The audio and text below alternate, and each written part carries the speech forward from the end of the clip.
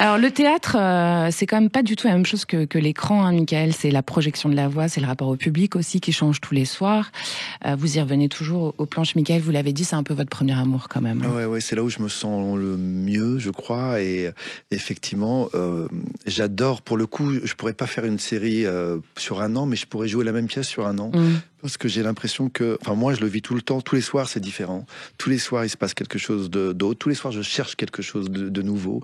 Bien sûr c'est tout le temps la même chose. Bien sûr on part pas dans un délire. Mais le texte en fait il s'intègre complètement. Vous y pensez plus du tout. Au bout d'un moment ça devient un truc. Quand c'est ça, ouais. Ça c'est merveilleux. Quand effectivement quand on vous pense arrivez plus là, au texte. c'est ça le but en fait. Voilà. Ouais. Alors c'est pas tout de suite, mais l'idée c'est de l'intégrer et que il coule dans vos veines et que vous ayez même plus à y penser. Et puis aussi. En fait, on découvre tous les soirs une intention différente parfois sur une scène, sur une phrase, sur un regard.